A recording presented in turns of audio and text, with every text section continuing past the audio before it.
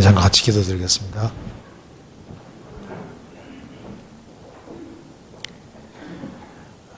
자비로우신 우리 아버지 하나님,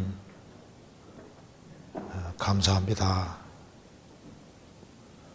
우리가 알지 못할 때 우리를 먼저 사랑해 주시고 주 예수 그리스도께서 흘리신 보배로운 피로 우리를 영원한 형벌에서 건져주시고 하나님 자녀로 삼아주시고 소망 중에 살게 해주시는 그 크신 은혜와 사랑을 인하여 감사를 드립니다. 그리고 항상 변함없는 사랑으로 저희를 지켜주시고 또 인도해 주시는 것을 감사합니다. 여기에 하나님의 크신 은혜와 사랑을 입은 사람들이 한자리에 같이 모였습니다. 주님께서 함께해 주시고 우리의 마음과 생각을 열어주시고 또 하나님의 말씀의 뜻을 바르게 깨달아 할 수 있는 지혜를 주시고 주님께 기쁨과 영광을 돌리는 귀한 삶이 될 수 있도록 더욱 도와주옵소서. 오늘 이 말씀이 우리 마음에 깊이 새겨질 수 있도록 도와주시고 우리의 실제 삶에 도움이 되도록 역사해 주옵소서. 주 예수 그리스도 이름으로 기도하옵나이다. 아멘. 성경 누가복음 22장 찾으시겠습니다. 22장 7절입니다.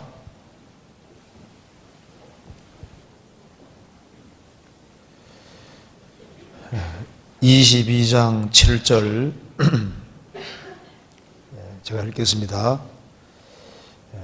유월절 양을 잡을 무교절이 이른지라 예수께서 베드로와 요한을 보내시며 가라사대 가서 우리를 위하여 유월절을 예비하여 우리로 먹게 하라. 여짜오되 어디서 예비하기를 원하시나이까?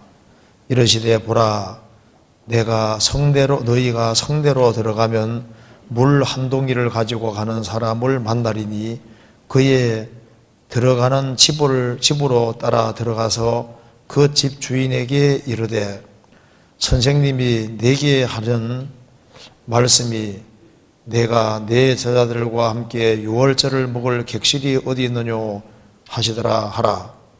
그리하면 저가 자리를 베푼 큰 다락방을 보이리니 거기서 예배하라 하신대 저희가 나가 그 하시던 말씀대로 만나 유월절을 예비하니라. 거기까지입니다. 우리 오늘 시간에는 예수님이 죽으시기 전에 이 마가 아버지 집입니다. 마가 아버지 집, 그러니까 마가 집 다락방에서 예수님이 하신 말씀을 몇 가지 좀 생각해 보려고 합니다. 이제 예수님이 십자가에 죽으실 날이 점점 다가와서 이제 마침 유월절이 다가오게 됐습니다. 그래서 예수님께서 마가 아버지 그 집에서 이제 다락방에서 예수님께서 이제 유월절 양고기를 잡수시면서 이제 예수님이 이제 죽음을 앞두고 하신 중요한 말씀입니다. 그래서 이 마가 다락방에서 말씀하신 그 교훈을 같이 한번 생각해 보도록 하겠습니다. 여기에 물동이를 이제 이고 가는 남자 한 사람이 있었는데 그 사람을 따라가서 그 집 주인이 바로 마가 아버지입니다. 마가 아버지가 이제 하나님을 믿는 사람이고 그리스도를 믿는 사람이기 때문에 아마 자기의 다락방을 주님이 사용하기를 간절히 원했던 것으로 보입니다. 그래서 예수님께서 이제 유월절 먹을 객실을 말하니까 그 다락방을 보이고 거기에서 예수님이 제자들과 함께 모이도록 자리를 내드린 거 봐서 주님이 또 그 마음을 아셨기 때문에 그 집에서 머무르게 되신 겁니다. 이 마가 다락방이 꽤 크다고 얘기를 하는데요. 보통 한 70평 내지 한 80평 정도 됐을 거라 그럽니다. 7, 80평.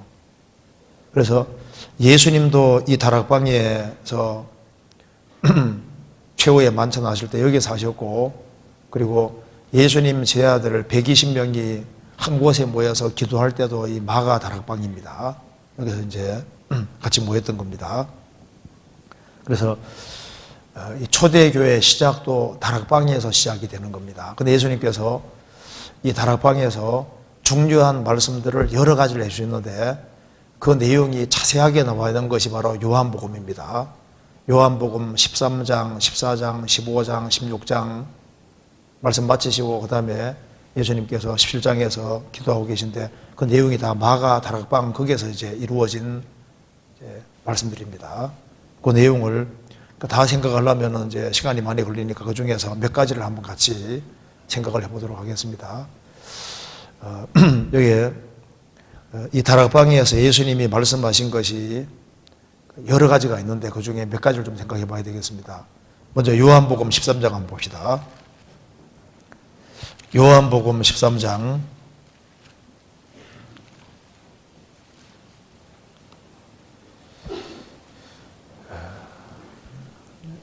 3절입니다.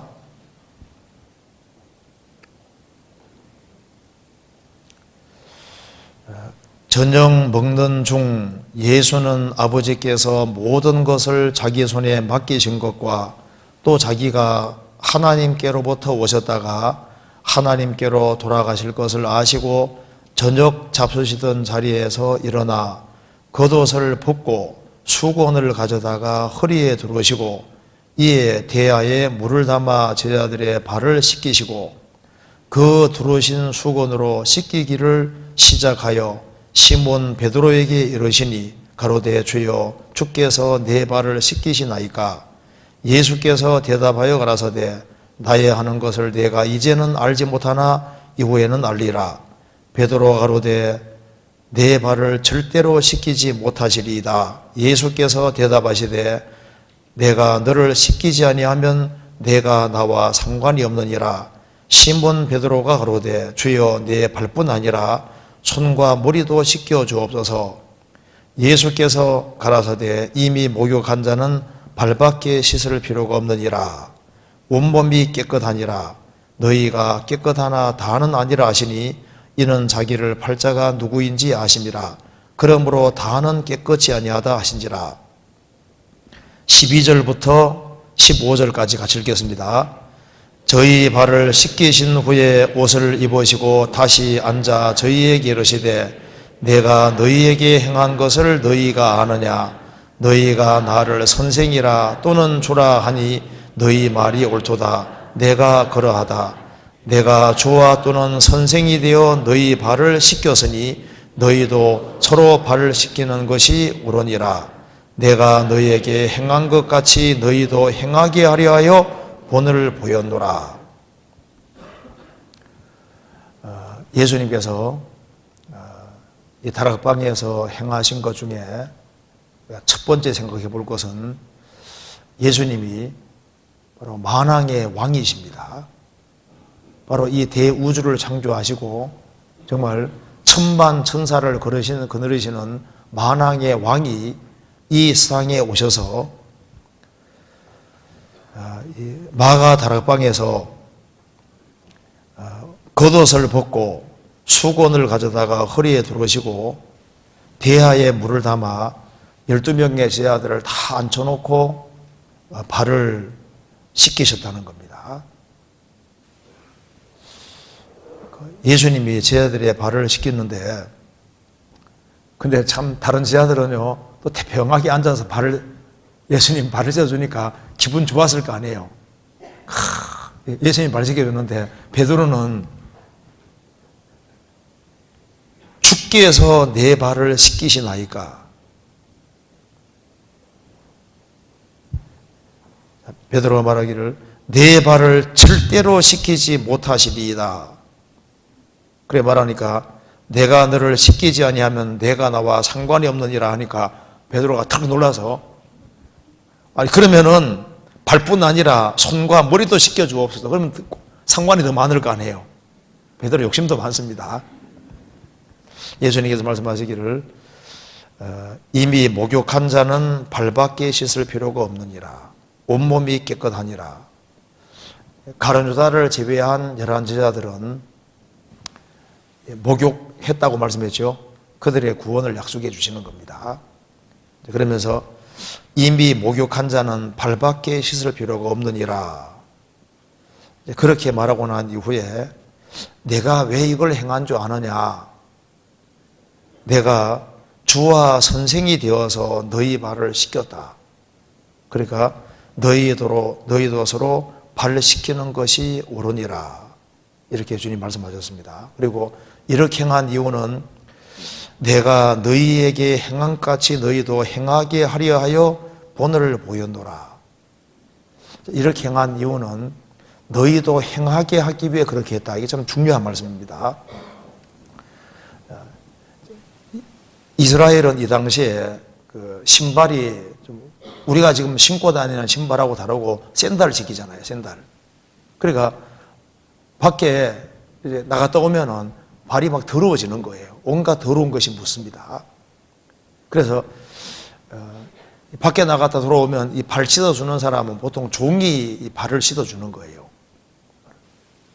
그러니까 12명의 제자들이 쫙 있는데 그 발이 얼마나 더러웠겠어요.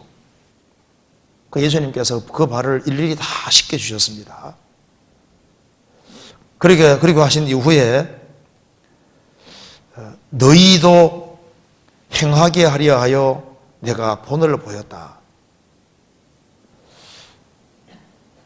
이게 도대체 우리 보고 어떻게 하라는 말씀일까요? 우리 부위 중에서 제일 더러워지는 게 발이잖아요, 발. 예수님은 이제 십자가의 죽으심으로 우리 죄를 처리하셨고, 그리고 이 하나님 자녀가 된 사람도 주님이 날마다 깨끗게 하십니다. 예수님께서 말씀하시기를 내가 너희 발을 씻기지 아니하면 나와 상관이 없느니라. 거듭나고 난 이후에도 주님하고 계속적인 관계를 맺기 위해서는 주님이 우리를 날마다 씻어주시는 겁니다. 우리 생활 속에서 수시로 잘못된 죄들이 묻어 들어오잖아요. 그걸 주님께서 매번 씻어주십니다. 그러면서 너희도 서로, 이게 14절에 너희도 서로 발을 씻기는 것이 옳으니라. 이게 세족식 하라는 말이 아닙니다. 세족식 하라는 말이 아니고 여기 아주 중요한 뜻이 들어 있습니다. 너희도 행하게 하려. 그러니까 이제 이걸 행하는 걸 주님께서 원하시는 것이 분명하잖아요. 그럼 여기서 너희도 서로 발 씻기는 것이 옳으니라. 어떻게 하는 것이 발 씻어주는 것일까요? 여기 이제 다락방 교훈은 우리가 실천해야 될 것을 말씀하고 있는 겁니다. 우리가 어떻게 살아야 될지를 보여주는 말씀이 다락방 중요한 교훈인 거예요. 그러면 서로 발 씻어주시느라 주시는 것이, 씻기는 것이 옳으니라. 이 옳으니라를 찾아보니까 원래 헬라어에는 빚지다 그런 뜻이랍니다.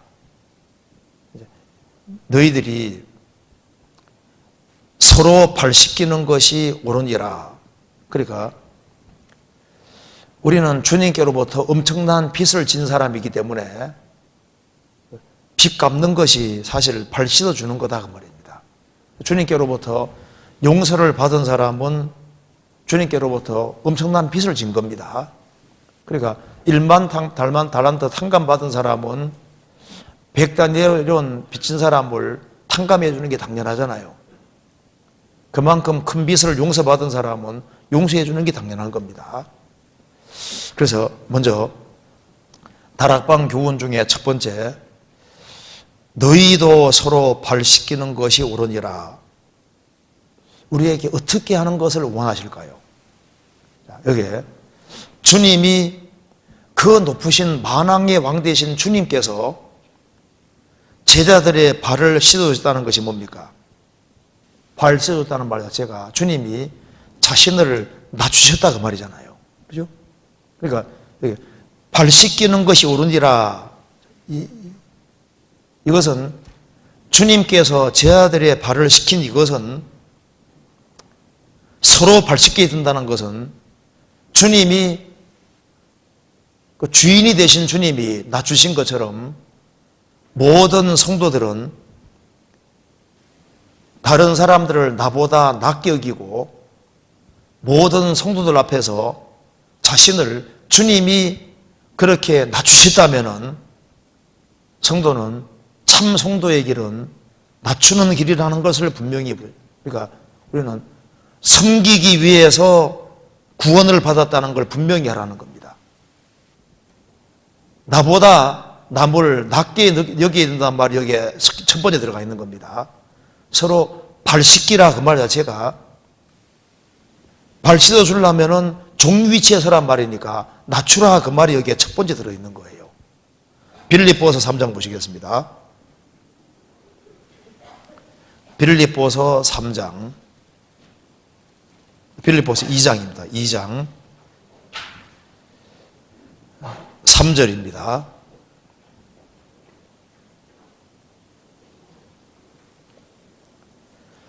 아무 일에든지 다툼이나 허용으로 하지 말고 오직 겸손한 마음으로 각각 자기보다 남을 낮게 여기고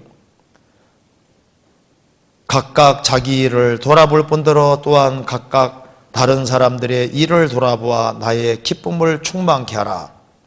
너희 안에 이 마음을 품어라. 곧 그리스도 예수의 마음이니 그는 근본 하나님의 본체시나 하나님과 동등됨을 취할 것을 여기지 아니하시고 오히려 자기를 비워 종의 형체를 가져 사람들과 같이 되었고 사람의 모양으로 나타나셨음에 자기를 낮추시고 죽기까지 복종하셨으니 곧 십자가에 죽으심이라. 너희 안에 이 마음을 품어라. 이 마음이 그리스도의 예수의 마음인데, 그리스도의 예수의 마음이 무슨 마음일까요? 그는 근본 하나님의 본체, 삼위일체 하나님 자신이신데 자신을 비워서 사람이 되시고 무덤 아래까지 낮아지셨다. 겸손한 마음, 그리고 절대 복종하는 마음. 그래서 제자들의 발을 씻긴 이것이 낮추는 모습인 겁니다. 섬김의 모습이잖아요. 그래서 자기보다 남을 낮게 여기고, 예수님은 제 아들을 아주 귀하게 생기고 높게 생각하셨잖아요. 아주 크게 존중을 하신 겁니다.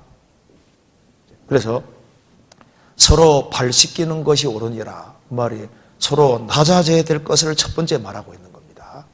그래서 낮추는 자가 발을 씻겨줄 수 있는 거예요.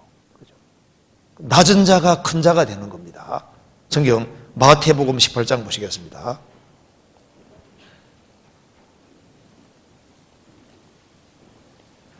1절입니다.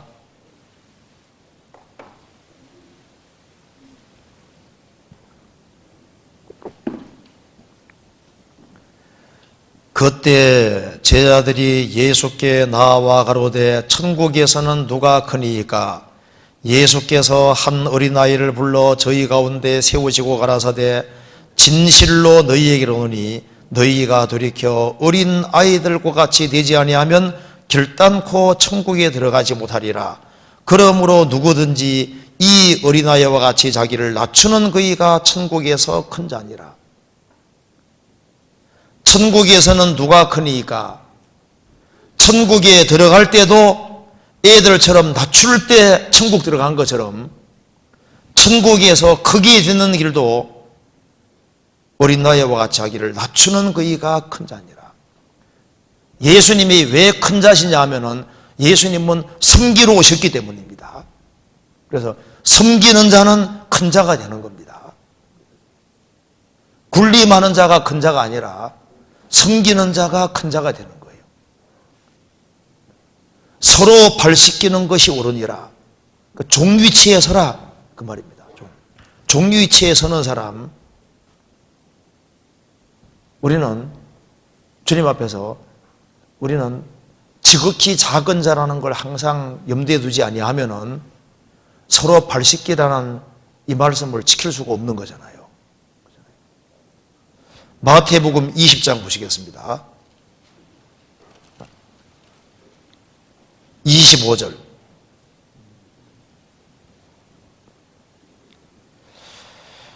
예수께서 제자들을 불러다가 가라사대 이방인의 집권자들이 저희를 임의로 주관하고 그 대인들이 저희에게 권세를 부리는 줄을 너희가 알거니와 너희 중에는 그렇지 아니하니 너희 중에 누구든지 크고자 하는 자는 너희를 섬기는 자가 되고 너희 중에 누구든지 으뜸이 되고자 하는 자는 너희 종이 되어야 하리라.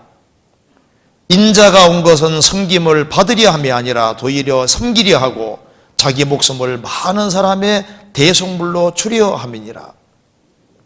제자들이 서로 누가 크냐 하고 이것 때문에 다툼이 생기니까 이 세상에서는 군림하는 자가 큰 자지만은 하나님의 세계는 다르다고 말입니다. 너희 중에는 그렇지 아니하니 너희 중에 누구든지 크고자 하는 자는 너희를 섬기는 자가 되고 종류의 제사라는 겁니다. 으뜸이 되고자 하는 자는 너희 종이 되어야 하리라. 인자가 온 것은 섬김을 받으려 함이 아니라 섬기려 하고 자기 목숨을 많은 사람의 대속물로 주려 함이니라. 바울 사도는 말하기를 모든 성도 중에 지극히 작은 자보다 더 작은 나라고 했습니다.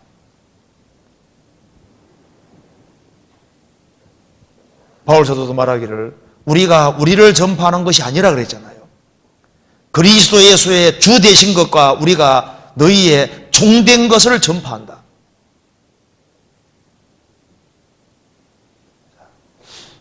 발씻김을 통해서 첫 번째 가르쳐주는 교훈이 뭐냐면은 주님이 발씻겨줬다는 게 뭡니까? 주님이 종류에 지신 것처럼 너희들이 낮춰야 된다는 거예요. 그리고 발 씻어준다는 것이 뭘까요? 발을 씻어준다는 말 자체가 더러운 것이 묻었는데 그걸 씻어준다는 게 뭐예요? 예수님이 우리 발 씻어준다는 말이 무슨 말입니까? 우리 용서해준다 그 말이잖아요. 우리는 거듭나서도 계속 용서받을 사람이지 않습니까? 하나님 자녀가 됐지만은 잘못하는 것이 얼마나 많아요. 주님은 날마다 우리를 씻겨주고 있습니다. 날마다 용서해주고 있단 말입니다. 그렇지 않습니까? 그처럼 서로 발 씻겨주는 게 옳으니라 그 말이 무슨 말입니까? 기꺼이 용서해줘야 될 걸 말하는 거예요. 주기도문에도 우리가 우리에게 죄 지은 자를 우리가 사해해 준 것 같이 우리의 죄를 사하여 주옵시고 그렇게 나오잖아요. 그래요. 우리에게 잘못하는 사람은 수시로 생기고 내게 문제된 사람은 언제 생기는데 서로 발 씻기는 것이 옳으니라 그 말 무슨 말입니까? 주님이 우리를 매일 용서해 주는 것처럼 너희도 서로 용서해 주라 그 말이에요. 용서해 주라고. 성경에서 봅시다. 마태복음 18장 21절.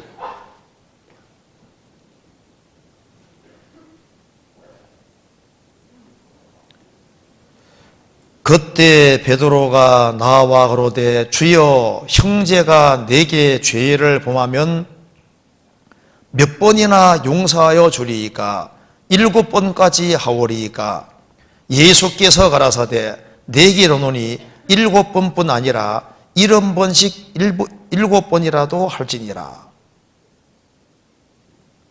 이렇게 말씀하시면서 왜 70번뿐 아니라 7번씩 계속 용서해 줘야 되냐? 발 씻겨주라는 말이 무슨 말입니까? 기꺼이 용서해 주라 그 말이잖아요. 계속 용서해 주라 그 말이잖아요. 왜냐하면 23절에 이러므로 천국은 그 종들과 회개하려 하던 어떤 인구가 같으니 회개할 때 1만 달란트 빚진 자 하나를 데려오매. 자, 1만 달란트 빚진 자가 나옵니다. 1만 달란트가 얼마인지 아시죠? 한 데나리온이 남자 장정이 하루 종일 일이 없는 분삭입니다. 한 달란트는 6천 데나리온이니까 한 사람이 20년 동안 버는 임금이 한 달란트입니다. 20년 동안. 그럼 1만 달란트면은 20만 년 동안 일해야 되거든요. 20만 년 동안 일해서 벌 수 있는 그 돈이다 그 말입니다. 1만 달란트. 그러니까 우리 죄가 얼마나 많은지를 얘기하는 거잖아요.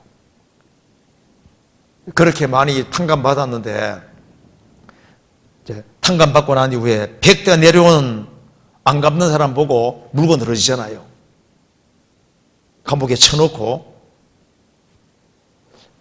그게 합당하냐고 주님 말씀하시는 겁니다. 그래서 그 뒤에 보면은 33절 봅시다.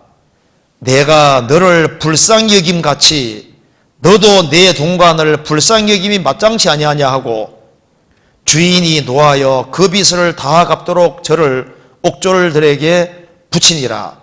너희가 각각 중심으로 형제를 용서치 아니하면 내 천부께서도 너희에게 이와 같이 하시리라. 그러니까 기꺼이 용서해 줄 것을 말씀하는 겁니다. 그래서 서로 발 씻기는 것이 옳으니라 그 말은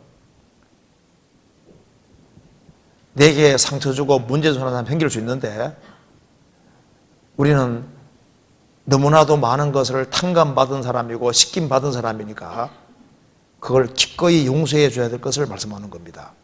에베소서 4장 보시겠습니다. 에베소서 4장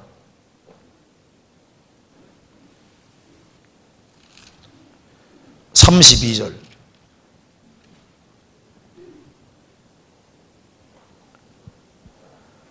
서로 인자하게 하며 불쌍히 여기며 서로 용서하기를 하나님이 그리스도 안에서 너희를 용서하심과 같이 하라. 서로 인자하게 하며 불쌍히 여기며, 사실 그리스도인들이 세상적으로는 불쌍한 사람들입니다. 주님이 불쌍한 사람이기 때문에 불쌍히 여기셔서 구원받은 거예요. 서로 불쌍히 여기며 서로 용서하기를, 서로 용서하는 게 서로 발치서 주는 거예요. 서로 용서하기를 하나님이 그리스도 안에서 너희를 용서하심과 같이 하라. 그리스도 안에서 우리를 용서하셨고 우리가 무슨 죄를 지었던 주님 용서해 주셨잖아요. 골로새서 3장 보시겠습니다. 골로새서 3장 13절.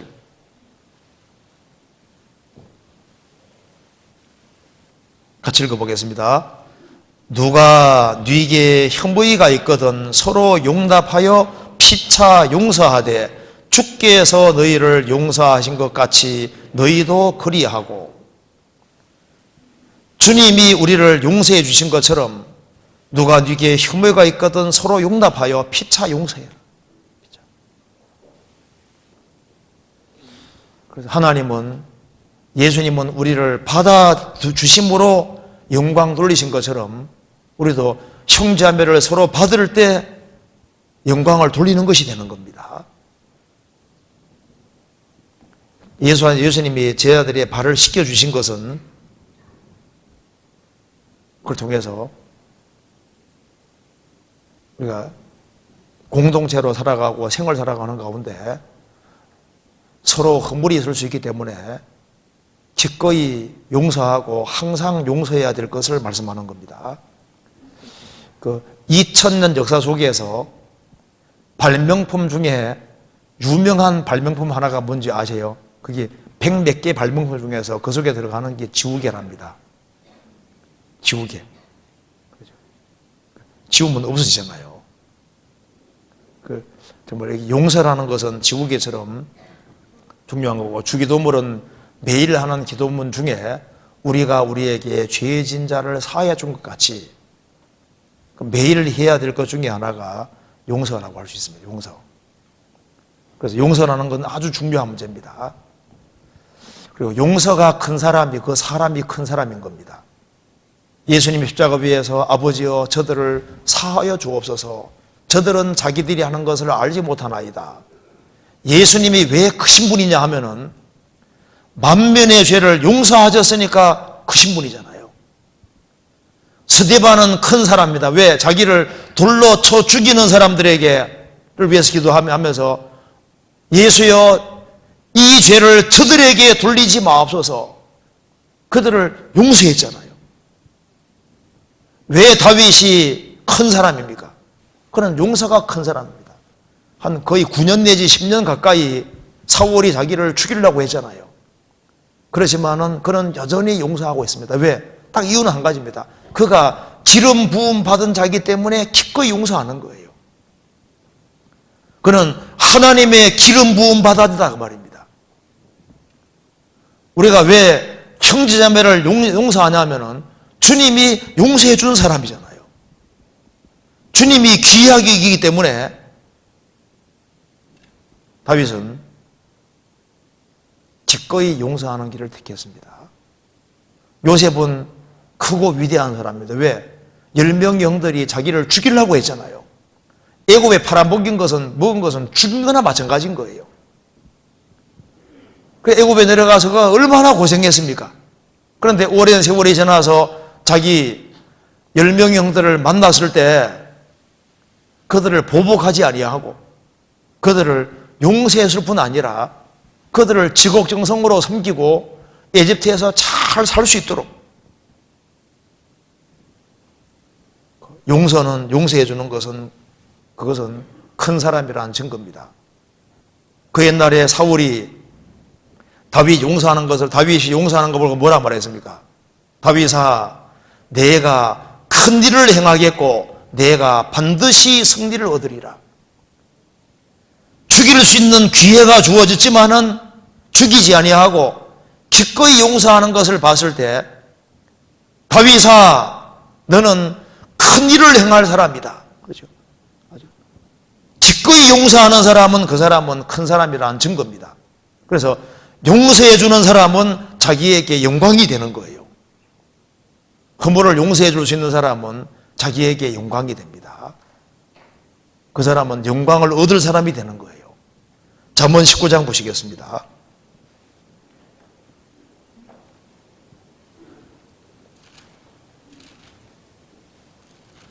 (19장) 11절입니다.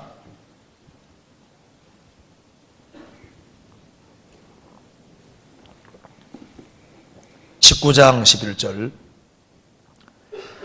노하기를 더디하는 것이 사람의 슬기요 허물을 용서하는 것이 자기의 영광이니라. 주님 앞에 섰을 때 기꺼이 용서해 준 사람은 자기에게 영광이 돼 있었을 겁니다. 그리고 틀림없이 저 위에 가면 영광을 받게 될 겁니다.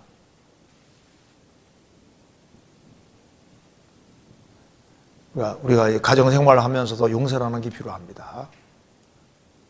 자녀 키우면서도 용서라는 게 필요하잖아요. 용서.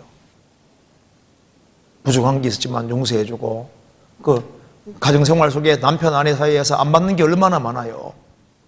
배경이 다른 사람이 결혼은 잘 맞을 리가 없잖아요. 잘 맞으면 그건 예외적인 경우입니다. 결혼했는데 처음부터 궁합이 잘 맞으면요, 그 예외적인 경우죠. 그거는 아주 드문 경우입니다. 서로 맞아 들어가려면 이게 아주 오랜 세월이 걸려야 되는 거예요. 그래서 용서라는 것이 없이는 건강한 가정이 될 수가 없잖아요. 그래서 결혼하기 전에는 두 눈 크게 뜨고 결혼하고 난 다음에 한눈 감으라는 이유가 마음에 안 드는 게 생길 수밖에 없고 이건 도무지 용서 못해 그럴 마음이 생길 수밖에 없으니까 한눈 감으라는 말이 무슨 말입니까? 용서해 주라고 말이에요. 용서해 주라고. 그리고 여기 다시 한번 봅시다. 여기 요한복음 3장 다시 한번 봅시다. 여기 주님께서 14절에 13장 14절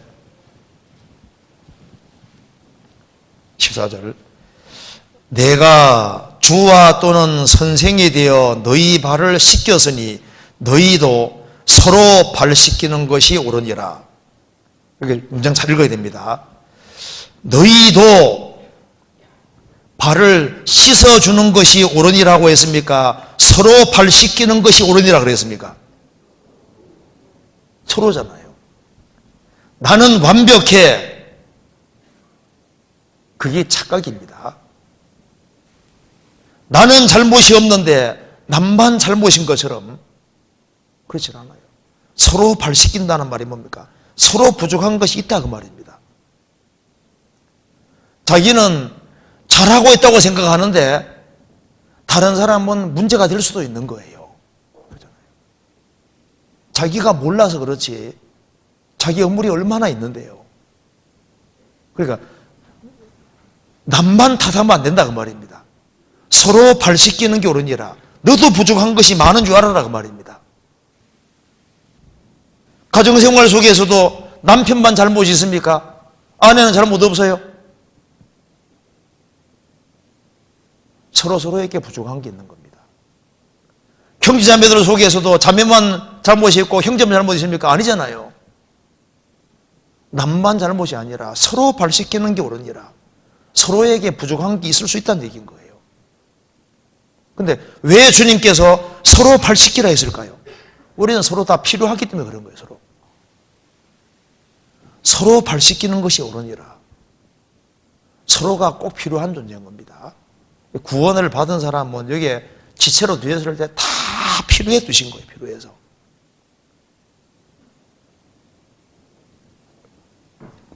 가정생활하면서 보면요, 이 자녀들 사이에 갈등이 있으면은 누구 하나 없어지면 좋을 것 같잖아요. 부모는 어떻게 생각합니까?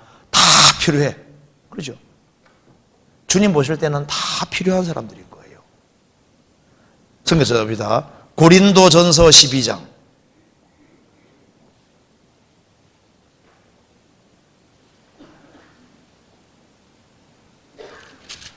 12장 14절입니다.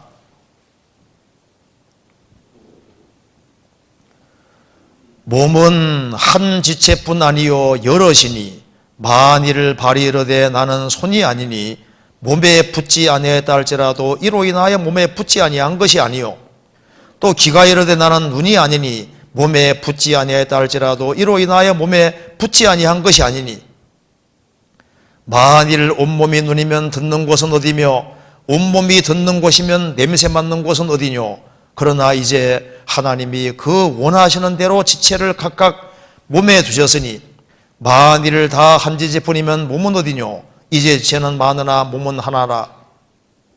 눈이 손들어 내가 너를 쓸데없다 하거나 또한 머리가 발들어 내가 너를 쓸데없다 하거나 하지 못하리라.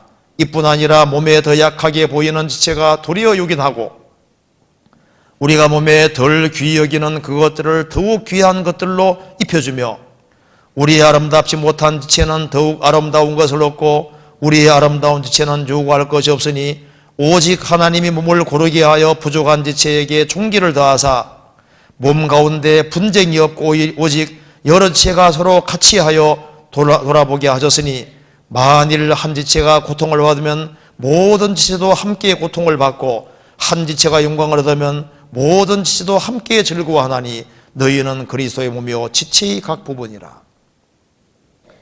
우리 교회 생활하다 보면은 다 필요한 것이 맞습니다. 우리 교회 안에 무슨 역사가 이루어지나가 모든 것 자체도 전도나 모든 것도 혼자 하는 게 아니라 다 같이 더불어 한다는 말이 맞습니다. 다 필요한 사람인 거예요. 그래서 불완전한 사람들이 모여서 완전한 역사를 이루는 겁니다.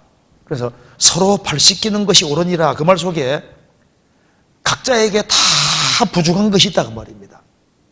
다 연약한 것이 있다는 말인 거예요. 우리가 지금까지 신앙생활한 것도 서로가 용서해 줬기 때문에 지금까지 신앙생활한 겁니다.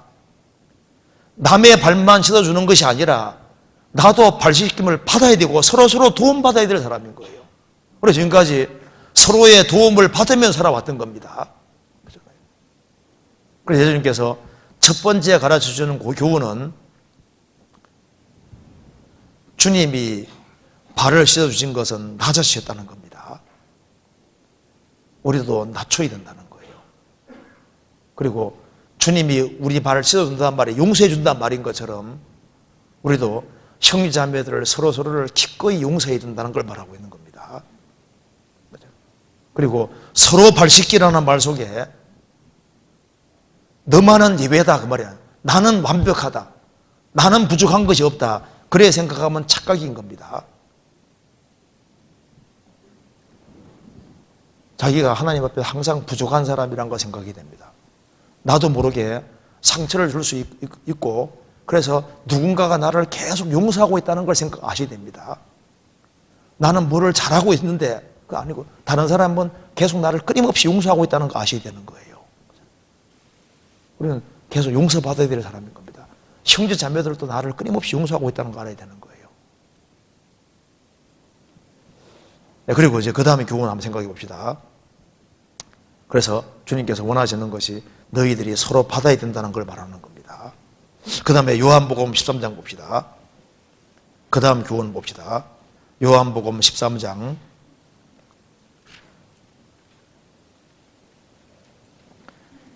34절.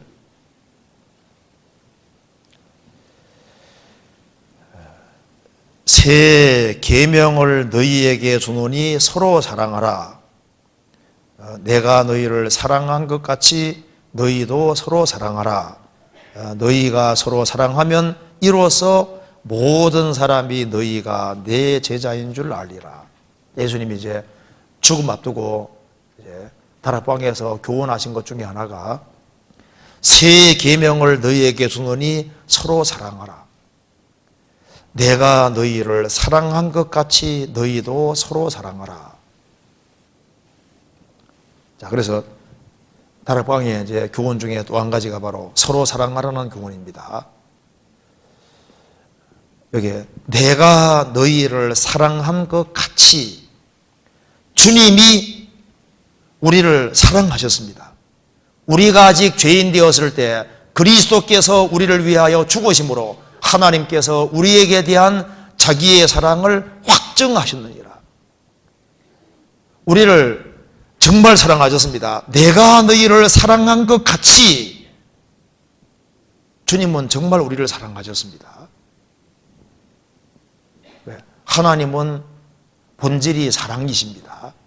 그리고 우리를 항상 사랑하고 있는 것이 사실입니다. 요한일서 4장 보시겠습니다. 4장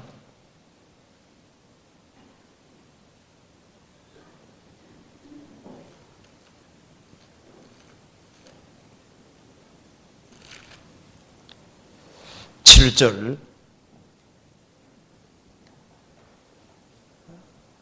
사랑하는 자들아 우리가 서로 사랑하자. 사랑은 하나님께 속한 것이니 사랑하는 자마다 하나님께로 나서 하나님을 알고 사랑하지 아니하는 자는 하나님을 알지 못하나니 이는 하나님은 사랑이심이라.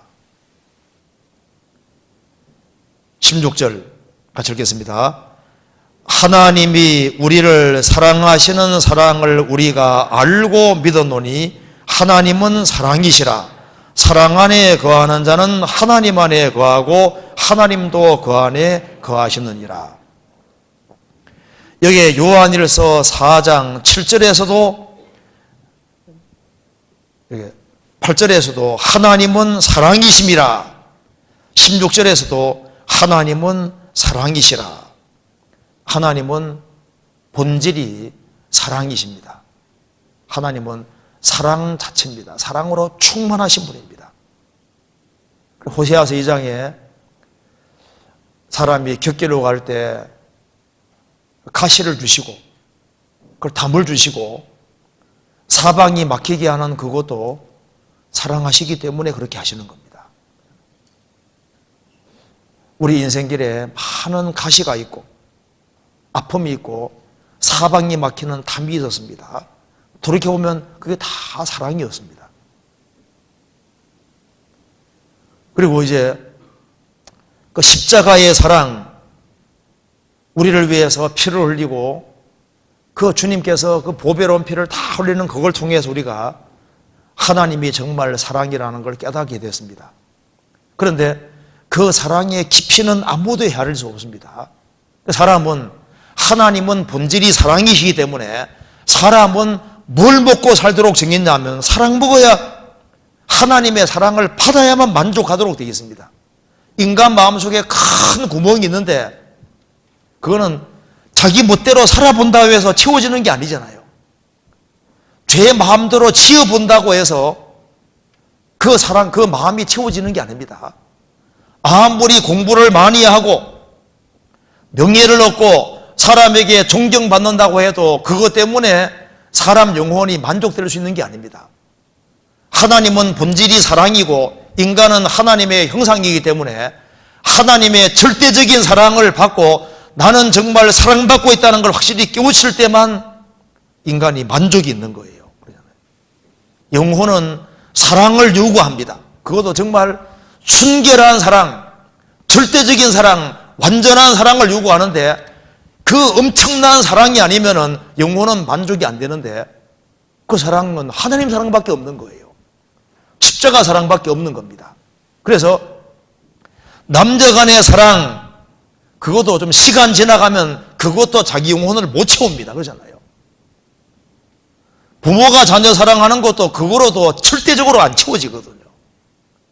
그런데 이건 아주 절대적인 사랑, 희생적인 사랑, 아주 완벽한 사랑, 그런 사랑이 있어야만 영혼은 만족하도록 지어졌는데 그 사랑은 하나님 사랑밖에 없기 때문에 그 하나님의 사랑을 확실히 깨우쳐야만, 그래야만 인간은 만족하도록 그렇게 프로그램이 되어 있는 겁니다. 그래서 바로 주 예수 그리스도께서 나의 사랑하는 친구가 되고 나의 사랑의 대상자가 되셨고 그분이 나를 죽기까지 사랑할 뿐 아니라 항상 사랑하시잖아요. 내가 너희를 사랑한 것 같이, 이건 사실입니다. 짐승들을 보면은 참 새끼 사랑하는 거 보면 참 신기해요. 그 짐승에게 이 새끼 사랑하는 본능, 그걸 하나님이 넣어주신 겁니다. 가시고기 아시잖아요. 한 15일 정도 그 알을 부화시키기 위해서 먹지도 않고, 아마 보셨을 겁니다. 그거 보면요, 야, 저걸 하나님이 저렇게 프로그램을 넣어주신 거예요. 카디날 피시라는 물고기는 알을 자기 입에 계속 물고 있거든요. 부화시킬 때까지.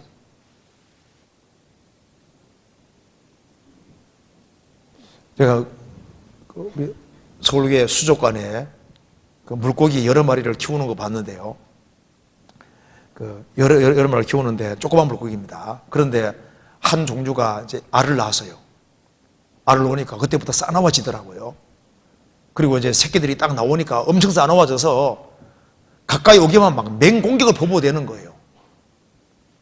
근데 그 조그만 것이 엄마 아버지가 그러니까 어미가 딴 눈 파는 사이에 딴 데 세 마리가 위험한 쪽으로 쫙 가니까 어미가 쫓아가더니만 셋을 탁 물어 세 마리 다 먹어버리더라니까요. 그래서 제가 우리 보면서 저런 했는데 자기 새끼 먹네 이 생각했는데 아니 먹은 게 아니라 싹 오더니만 후미진 곳에 안전한 곳에 후 부는데 다 나오는 거 있죠. 세 마리가. 그거 보면서 이게 도대체 뭐요? 뭐 이런 일이 있어. 사람이 공부를 아무리 많이 해도 결국은 성경을 막 아무리 파고들어도 거기에서 진짜 파고들면 깨닫는 게 뭘까요? 예수님이 나를 사랑하셨다. 결국은 성경 열심히 파면은 하나님은 나를 사랑하신다. 그거 깨닫는 거잖아요. 그러잖아요. 성경을 막 열심히 봤습니다. 하면 결국은 예수가 나오고 예수님이 우리를 사랑하셨고 항상 사랑하신다. 그게 나오잖아요. 그리고 성경 보면 많이 해봐요. 결국은 성경이 얘기하는 핵심이 뭡니까? 하나님이 너희를 사랑하셨으니 너희도 하나님을 사랑하고 이웃을 형제자매 사랑하고 이웃을 사랑하라. 그것이 핵심인 거예요. 그렇잖아요. 우리가 성경 배우는 목적이 뭐예요? 성경이 얘기하는 목적은 결국은 사랑을 얘기하는 겁니다. 우리가 매해 주일마다 성경 배우고 경계받고 권면받는 목적이 뭘까요? 사랑하고 있냐 그거 물으려고 하는 겁니다. 정말 사랑을 실천하고 있느냐, 그거 물으려고 사실 성경을 배우는 거예요. 목적이 사랑이잖아요, 목적이. 성경에서 봅시다. 디모데전서 1장 봅시다. 그렇게 되어 있죠? 디모데전서 1장.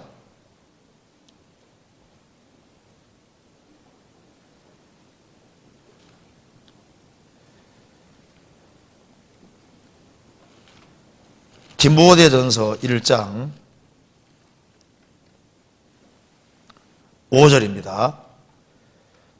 경계의 목적은 청결한 마음과 선한 양심과 거짓이 없는 믿음으로 나는 사랑이거늘 성경을 배우고 경계를 받는 목적이 뭐예요? 목적은 사랑이 목적이에요. 사랑.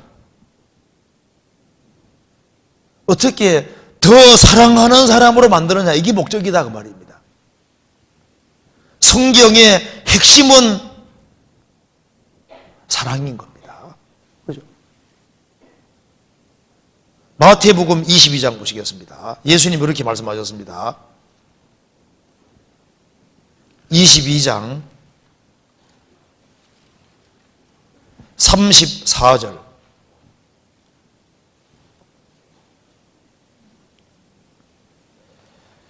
예수께서 사두개인들로 대답할 수 없게 하셨다 함을 바리새인들이 듣고 모였는데 그 중에 한 율법사가 예수를 시험하여 묻되 선생님이여 율법 중에 어느 계명이 크니까?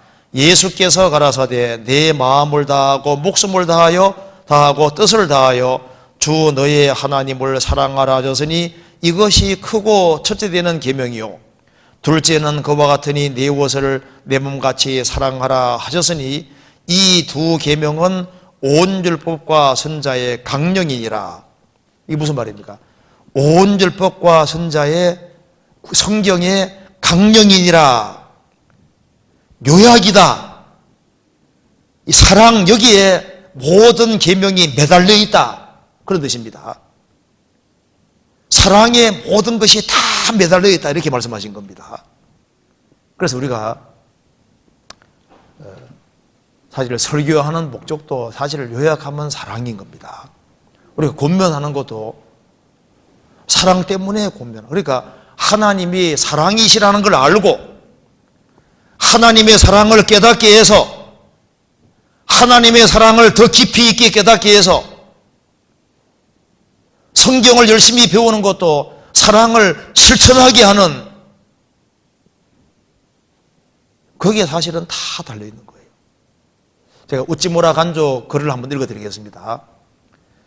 최고의 정통은 그리스도의 심정으로 형제를 사랑하는 일이다. 그리스도의 사랑 없이, 그리스도의 인내와 순종 없이 우리가 어떤 교리를 굳게 믿는다 하더라도 우리는 아직 진짜 정통신자라고 자부할 수는 없을 것이다.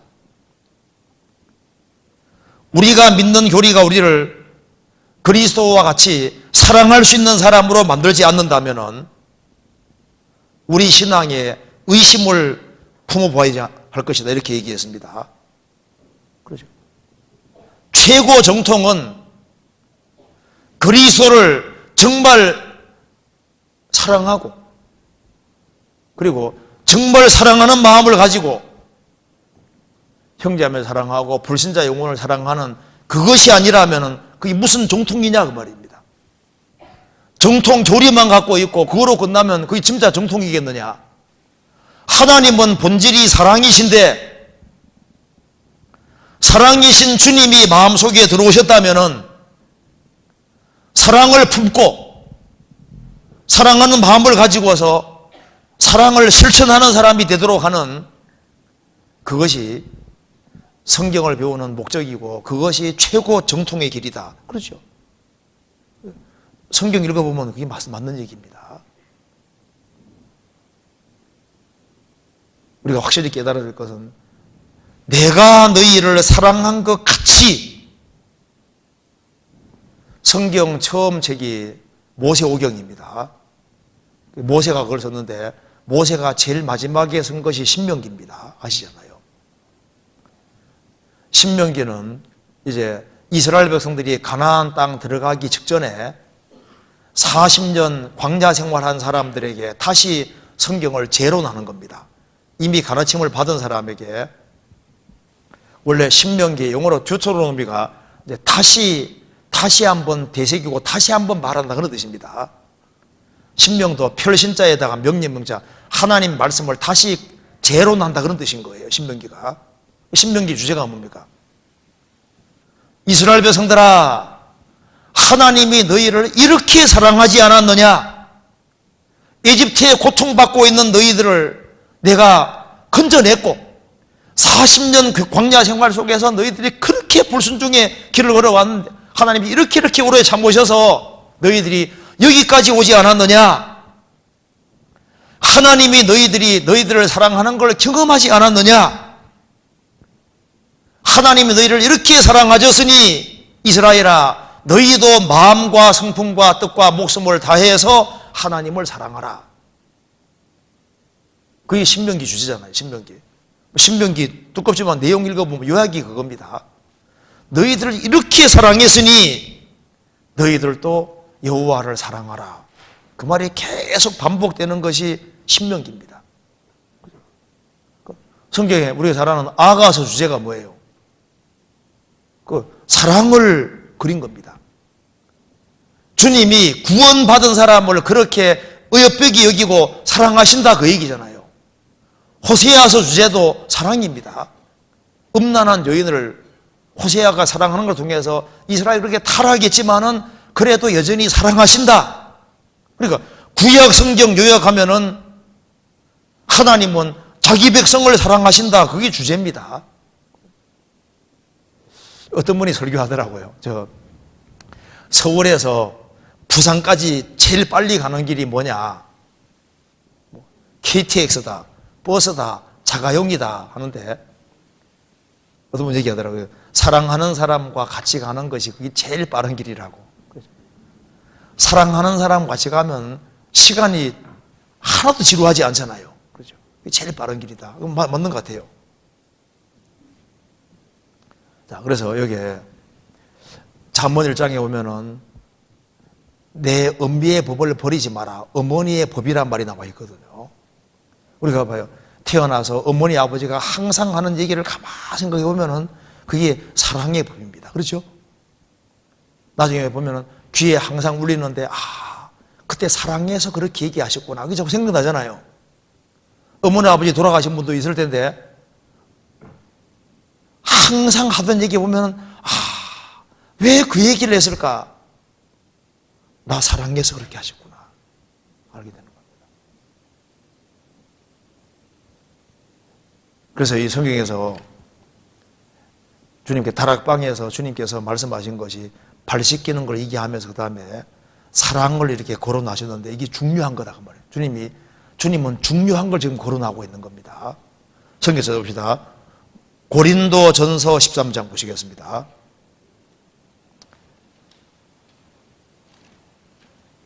13장 1절 보시겠습니다.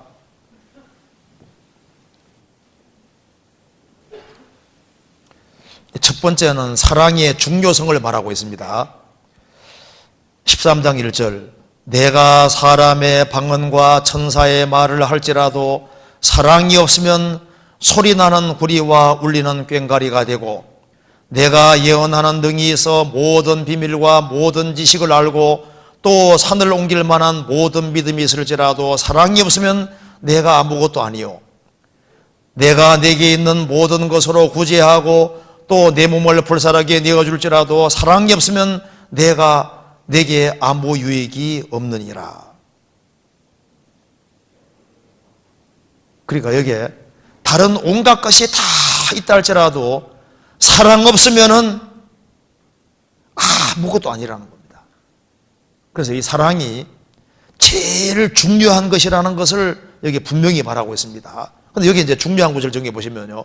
2절 끝에 사랑이 없으면 그다음 뭐라 했습니까? 내가 아무것도 아니요. 무슨 말입니까? 사랑이 없으면 내가 아무것도 아니다. 영역본에는 I am nothing이라고 했습니다.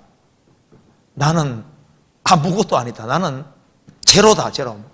아무것도. 그러니까 보면 참 사랑이 없으면 아무것도 아니다. 근데 이걸 사랑을 예수님이라고 생각해 봅시다. 예수님 없으면은 그 사람은 아무것도 아닌 거예요. 가룟 유다에게는 예수님이 없잖아요. 그러니까 예수님이 저는 차라리 낫지 않았으면 제게 죽을 뻔했다.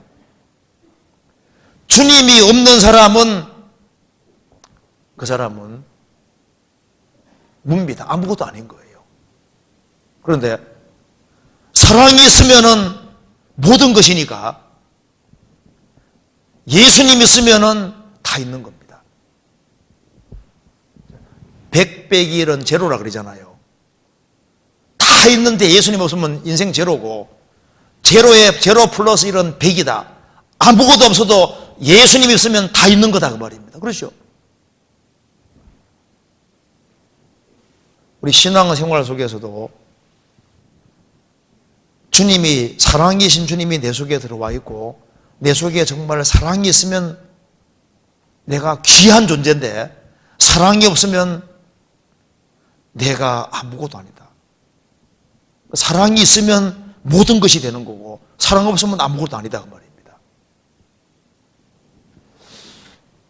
그 사람 보면요, 뭐 오만 거 많이 안다고 하는데 그래가지고 아는데 그걸 가지고 사랑을 어떻게 나타내냐, 사랑을.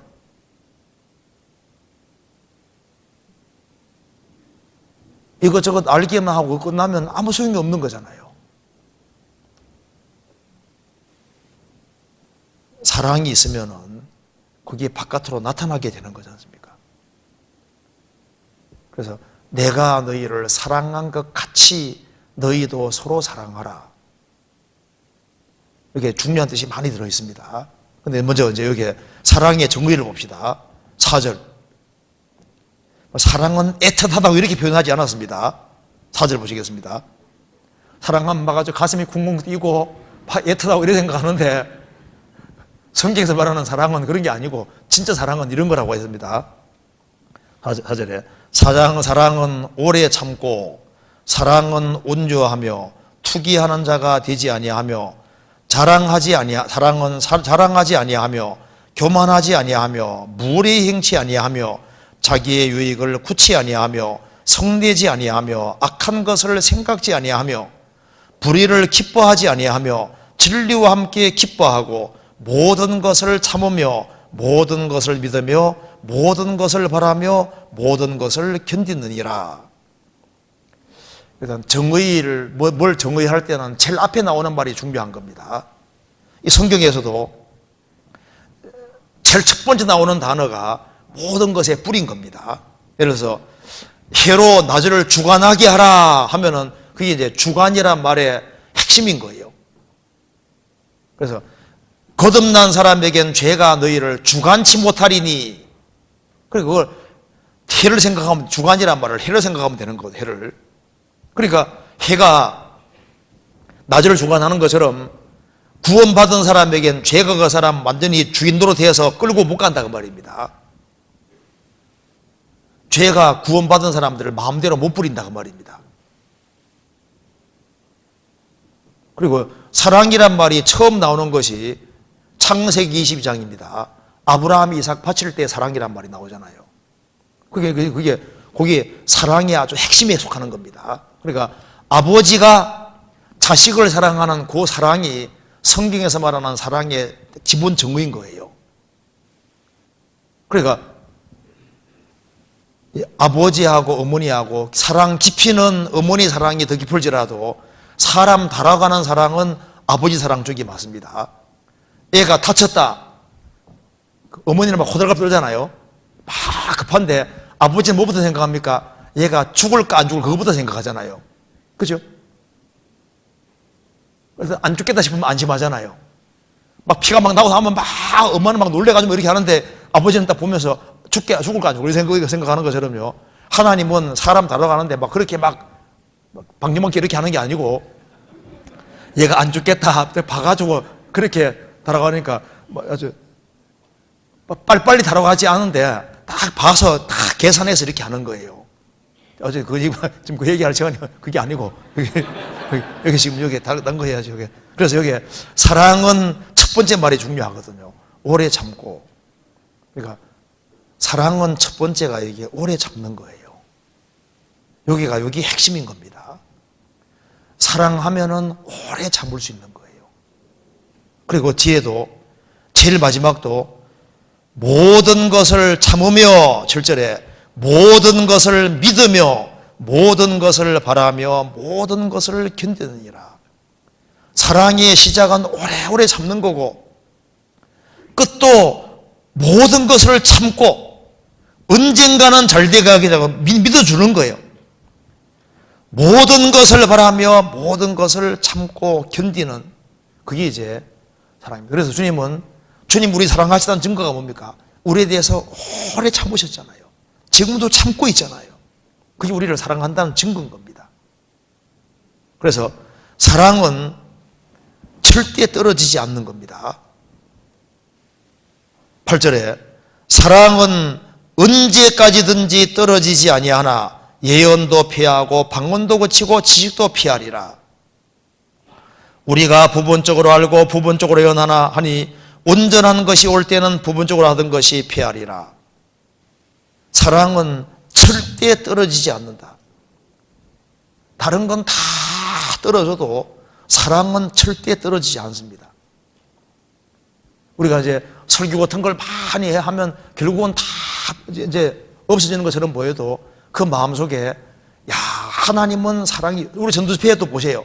전도집회 할 때 그렇게 많은 얘기해도 결국은 뭘 얘기라는 겁니까? 결국은 하나님이 너를 죽기까지 사랑했다. 그거 하나 얘기하는 것이 전도집회 목적이잖아요. 그렇죠? 전도집회 막 다른 거 막 자료 같은 거 많이 보여주는데 그 보여주는 이유가 뭐예요? 그 하나 심으려고. 하나님 사랑했다는 걸 심으려고 하는 겁니다.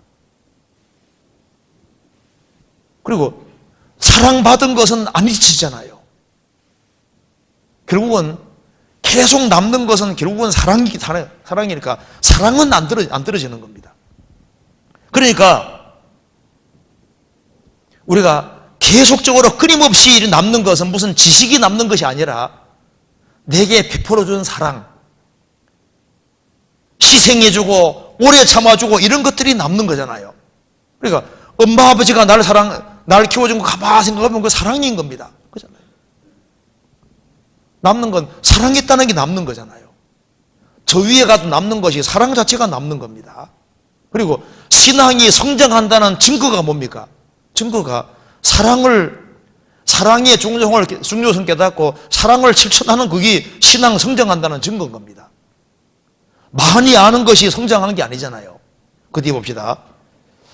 11절에 내가 어렸을 때는 말하는 것이 어린아이와 같고 깨닫는 것이 어린아이와 같고 생각하는 것이 어린아이와 같아가 장성한 사람이 되어서는 어린아이의 일을 버려놓으라.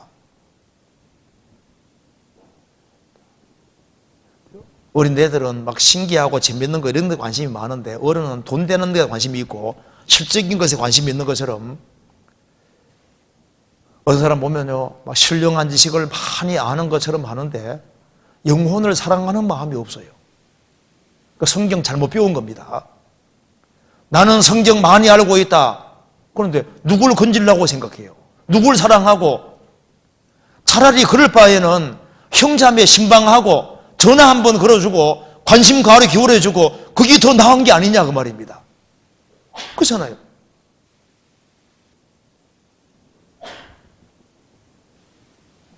그러니까 이게 잘못 생각하는 사람이 많습니다. 그 사람 막 신비한 걸 체험했다. 그런데 신비한 걸 체험했는데 그래서 됐다는 거예요.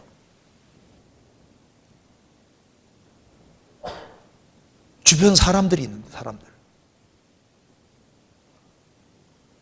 주님은 사람을 아주 중요하게 여기지 않습니까? 그래서 형제자매들에게 관심을 기울이고 불신자들 영혼에 관심 기울이는 그것이 사람을 정말 존중히 여기고 사람이 귀한 줄 알고 그렇게 돼야만 성경을 제대로 배우는 것이 되는 겁니다. 13절에 같이 읽어보겠습니다. 그런즉 믿음, 소망, 사랑 이 세 가지는 항상 있을 것인데 그 중에 제일이 사랑이라. 사랑은 중요한 겁니다. 예수님이 죽으시고 부활하신 이후에 베드로 사도에게 물은 것이 딱 한 가지잖아요. 너 3년 반 동안 훈련 많이 받았느냐?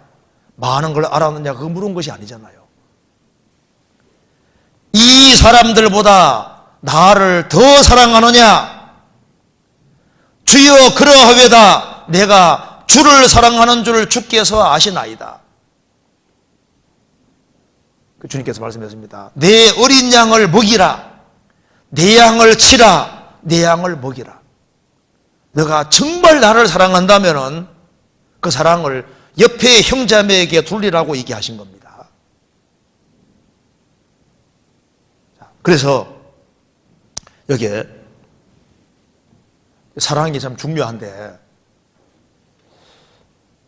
구원받은 사람은 주님이 속에 들어와 있는 사람입니다. 그렇죠?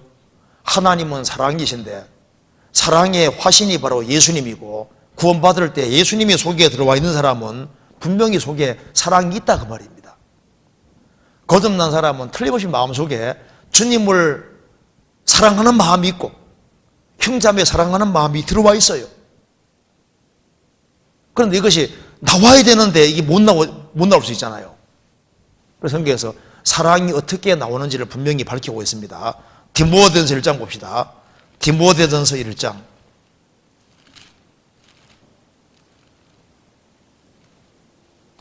1장 5절입니다.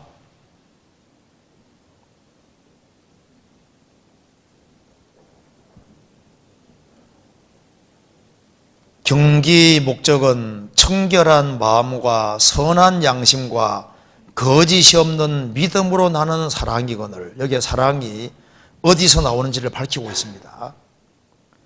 청결한 마음이 있는 사람에게서 사랑이 나온다고 했습니다. 이게 세 개가 다 걸립니다.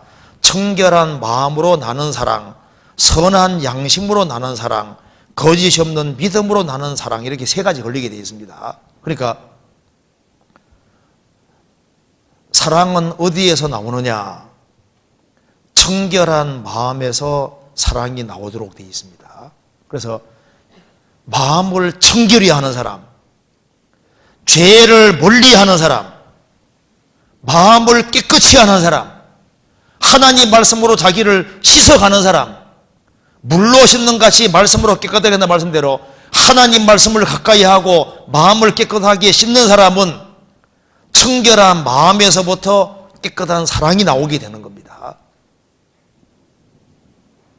부패된 마음에서는 사랑이 없어요. 세상이 마음을 점령했으면 그 사람 마음속에 사랑이 나오지 않습니다. 깨끗한 마음을 가지면 거기에서 사랑이 나오는 거예요. 그리고 선한 양심, 양심을 지키고 양심대로 살려고 노력하는 사람은 그 속에서 사랑이 나오도록 되어 있습니다. 왜냐하면 하나님과 연결되니까, 하나님은 사랑이신데 사랑이신 하나님과 연결된 사람에게는 사랑이 나오게 되잖아요. 그리고 거짓이 없는 믿음으로 나는 사랑이거늘.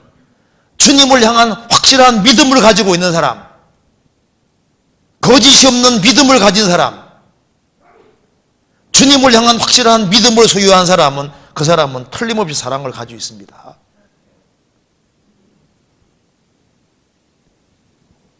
그래서 여기에 이런 세 가지를 통해서 마음이, 사랑이 나온다고 하셨습니다.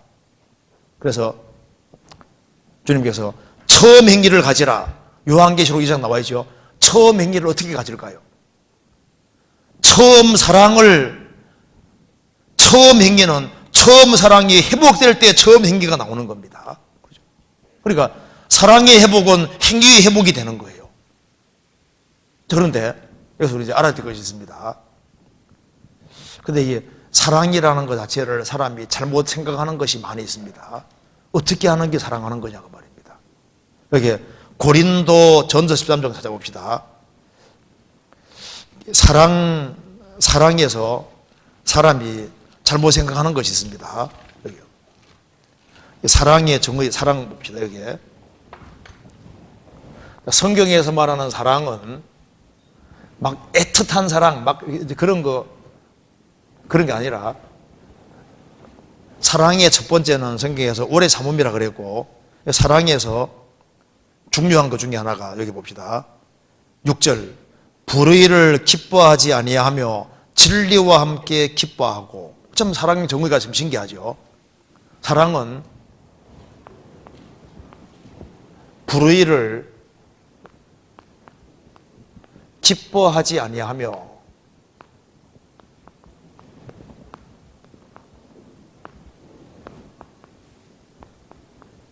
진리와 함께 기뻐하고.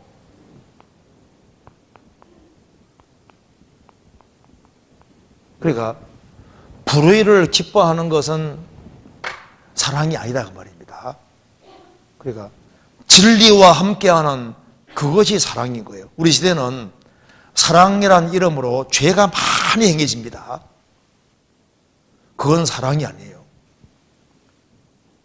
여호와를 사랑하는 너희여 악을 미워하라.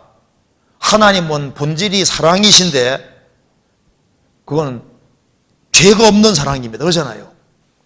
불의를 미워하는 게 사랑인 거예요. 불의에서 구별되는 게 사랑입니다. 죄에서 구별되는 것이 사랑이잖아요. 잘못된 교리에서 구별되는 게 사랑이고 잘못된 단체에서 구별되는 게 사랑입니다. 주님이 진리인데 주님과 함께 한다면, 성경이 진리인데 성경과 함께하고, 복음이 진리인데 복음과 함께하면 잘못된 교리라든가 잘못된 단체들, 그런 데서 구별되는 게 맞지요. 사랑은 불의를 기뻐하지 아니하며 진리와 함께 기뻐하고, 잘못된 것을 알면서도 거기 있으면 그것은 사랑이 아닙니다. 불의를 기뻐하지 아니하며 진리와 함께 기뻐하는 것이 사랑입니다. 그리고 사랑은 여기 7절에 사랑은 모든 것입니다. 모든 것을 참으며, 특정한 것만 참는 게 사랑이 아니라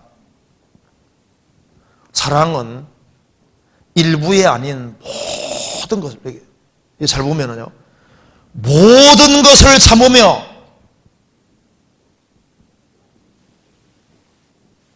자식에 대해서도 부족한 게 있으면 모든 걸 참으며, 모든 것을 믿으며, 모든 것을 바라며, 모든 것을 견디느니라.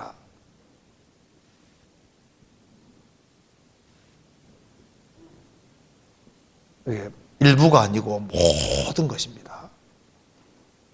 또 한 가지는 이 고린도 전서 13장 4절부터 7절까지 사랑의 정의가 전부 다 동사로 되어 있습니다. 동사. 사랑은 오래 참고, 이게 헬라 말로 다 동사로 되어 있거든요. 사랑은 집안에만 가만 앉아 있고 이게 명상하고 이게 사랑이 아니라 사랑은 동사로 되어 있습니다. 그러니까 여기에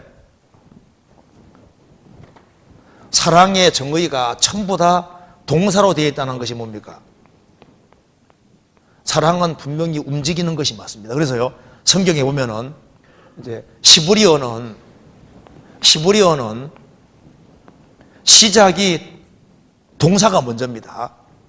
그러니까 창조하시니라 하나님, 이렇게 되는 겁니다. 이게 이제 히브리어 이렇게 써가면은 항상 시작이 동사부터 먼저 시작해요. 항상 간다 나는 이런 식이거든요. 그러니까 히브리어는 동사부터 이게 먼저인데 이게 참 뜻이 있습니다. 신앙은 가만히 있다고 깨달아지는 게 아니에요. 움직이고 걸어가고 하는 속에서 깨닫기끔 다 되어 있거든요. 활동하는 속에서 깨닫기끔 되어 있는 거예요. 그래서 예수님 말씀하시기를 사람이 하나님의 뜻을 행하려 하면 이것이 하나님께로 온 것인지 내가 스스로 말하는지 안다는 말씀대로 행하려 하면 하는 속에서 깨닫게끔 되어 있는 거예요.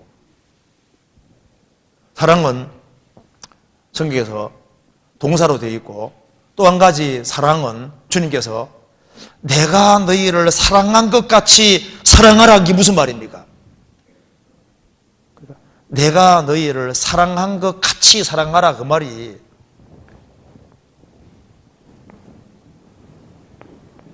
희생과 수고가 들어갈 걸 말하는 겁니다. 그렇잖아요.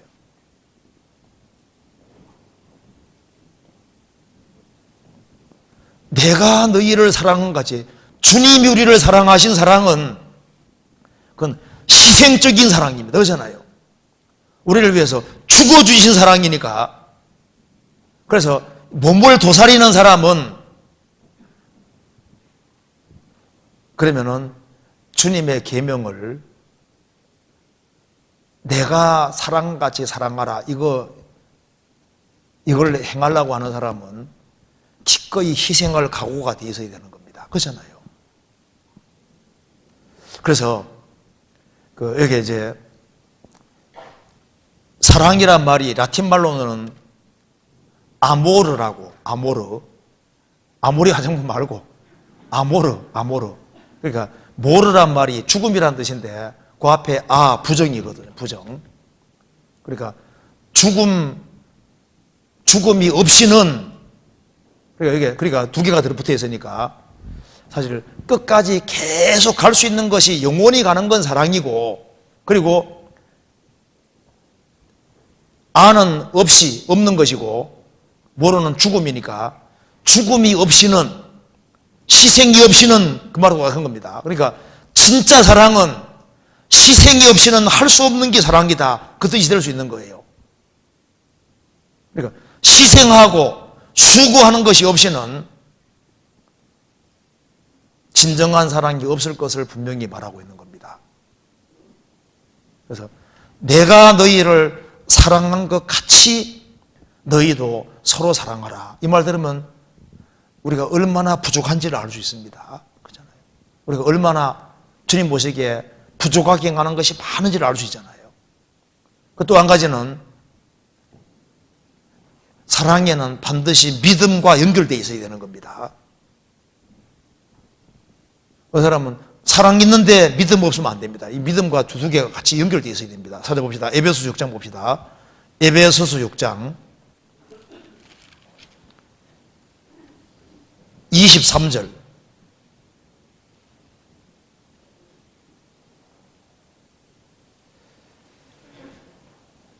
아버지 하나님과 주 예수 그리스도에게로부터 평안과 믿음을 겸한 사랑이 형제들에게 있을지어다.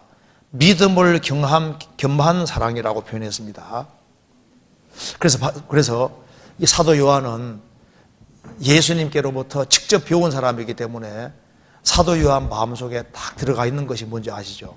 그게 사랑입니다. 사랑. 그래서 그는 끊임없이 반복해서 가르친 것이 사랑입니다. 그잖아요.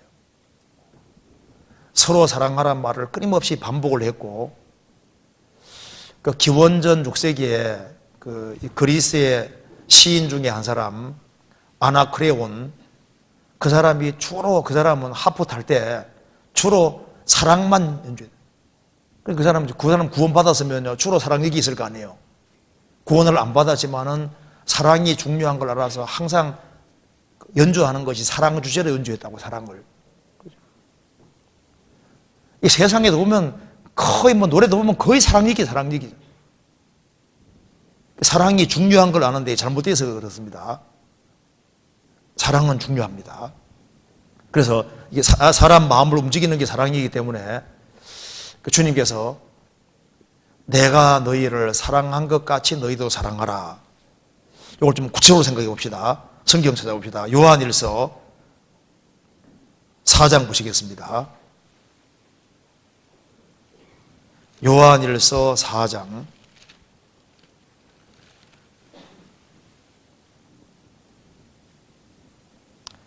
9절입니다.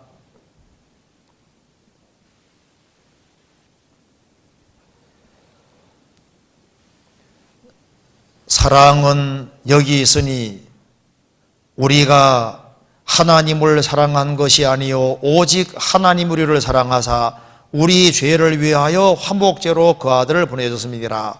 사랑하는 자들아, 하나님이 이같이 우리를 사랑하셨은즉 우리도 서로 사랑하는 것이 마땅하도다.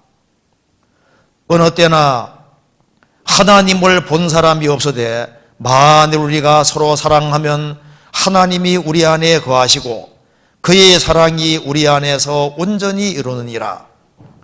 그의 성령을 우리에게 주심으로 우리가 그 안에 거하고 그가 우리 안에 거하시는 줄을 아느니라. 아버지가 아들을 세상의 구주로 보내신 것을 우리가 보았고 또 증거하노니 누구든지 예수를 하나님의 아들이라 시인하면 하나님이 저 안에 거하시고 저도 하나님 안에 거하느니라. 그리고 여기에 19절부터 21절까지 같이 읽겠습니다. 우리가 사랑함은 그가 먼저 우리를 사랑하셨음이라. 누구든지 하나님을 사랑하노라 하고 그 형제를 미워하면 이는 거짓말하는 자니 보는 바 그 형제를 사랑치 아니하는 자가 보지 못하는 바 하나님을 사랑할 수가 없느니라. 우리가 이 계명을 주께 받았나니 하나님을 사랑하는 자는 또한 그 형제를 사랑할지니라. 하나님은 사랑이시라. 이것만 확실하게 깨우치면 많은 답이 주어집니다. 하나님이 사랑이시라면 우리를 왜 만드셨는지가 이해가 되는 거예요. 하나님은 사랑이신데 왜 우리를 만드셨을까요? 그러니까 사랑 대상자로 만드신 게 분명하다 그 말입니다. 하나님이 사랑이시라면 왜 우리에게 자유의지 주셨는지가 이해가 되잖아요. 하나님 우리를 사랑하신다면 왜 인생에서 많은 하나님이 가시도 주시고 담도 주시고 왜 여러 가지 계속적으로 도와주셨는지가 이해가 되고 왜 이 세상에 오셔서 우리를 구원해 주시는지도 이해가 되잖아요. 하나님이 사랑이시라면은 사랑하는 사람은 영원히 같이 살기 원합니다. 그렇죠? 그러니까 하나님이 정말 사랑이시라면은 이 우주를 만드시고 인간을 만드신 이유는 서로 사랑을 주고받으려고 만드셨기 때문에 서로 사랑하는 사람은요 100년, 1000년 사는 거 원하는 게 아니라 영원히 같이 살기 원하는 거예요. 그러니까 금세가 전부일 수 없다 그 말입니다. 틀림없이 영원한 내세가 있는 거예요. 왜? 하나님은 사랑이시기 때문에 그렇습니다. 그리고 이 서로 사랑하라는 말씀을 실천을 잘한 대표적인 교회가 필라델비아 교회입니다. 필라델비아는 형제 사랑이라는 뜻이잖아요. 필라델비아 교회는 정말 제가 필라델비아 지역 가봤습니다. 그 아주 작은 동네입니다. 그 작은 동네인데 필라델비아 교회는 아주 작은 교회고 소수의 무리가 모였지만은 그 사람들이 형제자매들이 정말 사랑했던 게 확실합니다. 그러니까 주님께서 열린 문을 두시고 그 작은 교회를 통해서 주님 큰 일을 많이 하셨잖아요. 우리가 서로 사랑하면 하나님이 우리 가운데 거하시고 그리고 사랑한다면은 사랑이 속에 있다면은 그 사람 속에 생명이 있다는 분명한 증거가 되는 겁니다. 그리고 그 사람이 구원받았다는 증거가 뭘까요? 속에 사랑이 있다고 말입니다. 정말 하나님을 사랑하는 마음이 있다는 그것이 내 속에 생명이 있다는 증거가 되는 겁니다. 그 사랑이 있으면 많은 일을 할 수 있잖아요. 그 책 아시죠? 그 오 헨리가 쓴 그 책 있잖아요. 이제 크리스마스 선물을 주려고 이제 아내는 남편의 시계가 있는데 이게 줄이 없잖아요. 그래 금시계 줄 하나 좋은 거 사주려고 머리털을 자릅니다. 근데 아내는 자기 아내가 금발에 머리 가지고 있으니까 좋은 핀 사주려고 시계 팔잖아요. 서로 보니까 서로 이쪽에는 머리 자르고 이쪽에는 시계, 서로 이제, 그런데 제가 표현을 잘 못해가지고 어쨌든 간에 그게 하여튼 감동스러운 얘기인데 하여튼 간에 자, 그래서 어쨌든 간에 여기 사랑하면은 주님이 우리 가운데 거하시는 게 맞습니다. 그래서 이 사랑이 속에 있는 곳에는 반드시 변화라는 것이 있잖아요. 제가 그래 보니까 이 죄수들이 서로 막 싸우고 시글투하는데 그 속에 비둘기 한 마리가 들어왔답니다. 비둘기 한 마리에게 먹이를 주면서 먹이를 주는 가운데 서로 아주 화목하게 바뀌었다는 얘기가 있는데, 그렇죠? 뭔가 이렇게 주는 데는 이게 바뀌어지는 게 있는 거예요. 사랑은 희생하고 수고하고 주는 겁니다. 제가 지역교회에서 들은 얘기인데요. 시어머니하고 며느리하고 사이가 너무너무 안 좋은데 그 집에 선물로 시어머니에게 강아지가 하나 들어온 거예요. 애완견. 근데 그 애완견 들어오니까 애완견하고 이렇게 그 시어머니가 노느라고 며느리가 어디 가더라도 간섭 안 하는 거예요. 어디 가면 다 다녀와 하고 강아지가 노는 게 너무 재밌으니까. 그러니까 그 집안에 강아지 하나가 들어와도 그렇게 바뀐다 그 말입니다. 그런데 한 사람 속에 주님이 정말 들어오면은, 사랑이신 주님이 들어왔는데 안 바뀌겠습니까? 바뀌죠. 그래서 사랑은 신비한 겁니다. 사랑은 사람을 바꾸는 힘이 있습니다. 그래서 여기에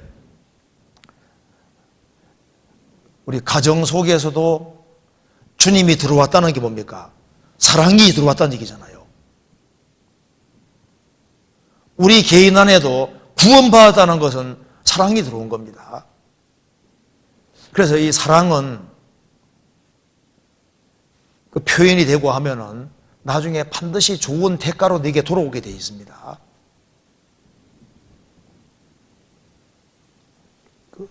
저도 어릴 때 부메랑 던져봤는데 부메랑 샥 던지면 돌아오잖아요. 이렇게요. 돌아오는데 사랑을 실천하는 곳에는 반드시 돌아오는 것이 있습니다. 우리 이번에 그 목사님 사모님 돌아가셨는데 거기에 정말 많은 사람들이 와주고 우리 수홍교회 식구들도 아주 많이 갔었습니다.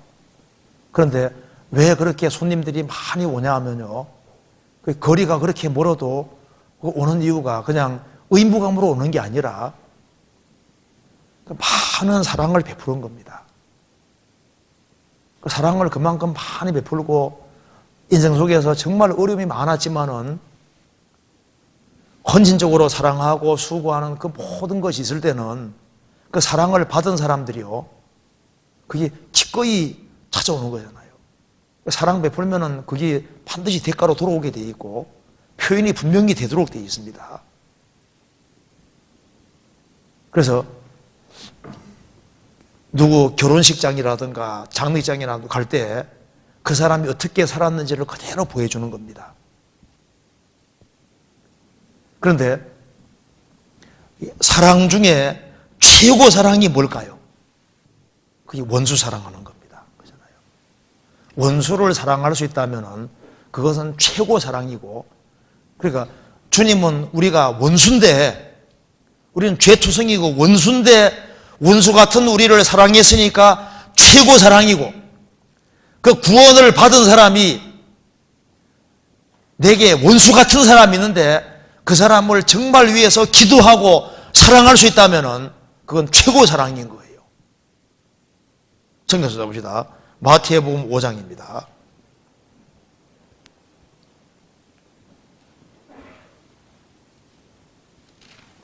5장 43절.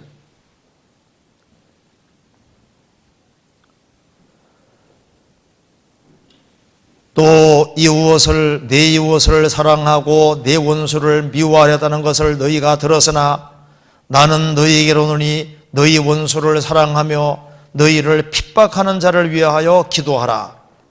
이같이 한즉 하늘에 계신 너희 아버지의 아들이 되리니 이는 하나님이 그 해를 악인과 선인에게 비치게 하시며 비를 의로운 자와 불의한 자에게 내려오심이니라. 너희가 너희를 사랑하는 자를 사랑하면 무슨 상이 있으리요? 세리도 이같이 아니하느냐?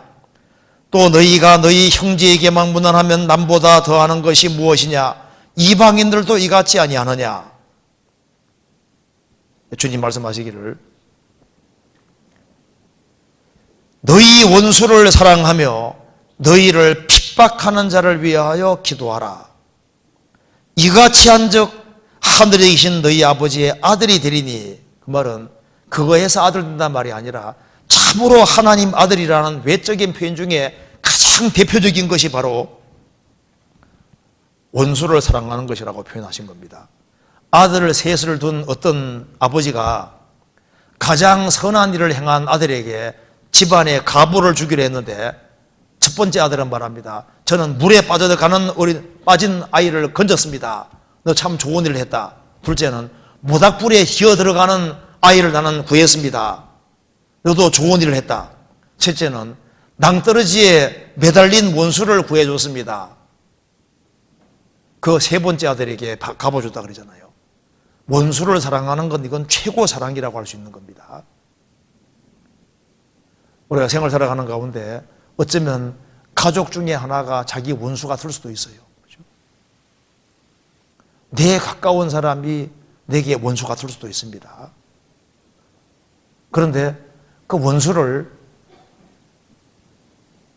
그 사람도 영혼이 있기 때문에, 그 사람도 지옥 가면 안 되기 때문에, 그래도 선대할 수 있다면은, 그러면 그것은 주님의 사랑이 확실히 있다는 증거가 되는 겁니다. 성경 한번 봅시다. 로마서 12장.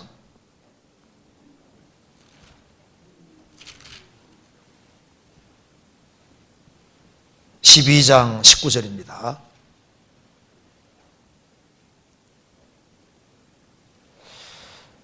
내 사랑하는 자들아, 너희가 친히 원수를 갚지 말고 진노하심에 맡기라.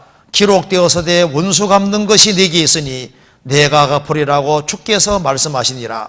내 원수가 줄이거든 먹이고 목마르거든 마시우라. 그리함으로 내가 숯불을 그 머리에 쌓아 놓으리라. 악에게 지지 말고 선으로 악을 이기라. 원수가 줄이거든 쾌재 부르고 잘됐다고 하지 마라, 그 말입니다. 원수가 줄이거든 먹이고 목마르거든 마시오라. 악에게 지지 말고 선으로 악을 이기라. 그래서 큰 사랑이 있는 사람이 큰 사람입니다. 그래서 신앙이 큰 사람이 누굴까요? 영혼을 건질라는, 불쌍한 영혼을 건질라고 하는 마음을 가진 사람이, 그 사람이 큰 사람인 거예요. 그잖아요. 교회가 크다는 게 뭡니까? 영혼을 건지기를 힘쓰는 교회가 큰 교회라는 증거잖아요. 우리 전국에 우리 교회가 큰 교회라는 증거가 뭡니까? 세계에 선교를 하고 있는 거예요. 그렇지 않습니까? 누가 큰 사람입니까?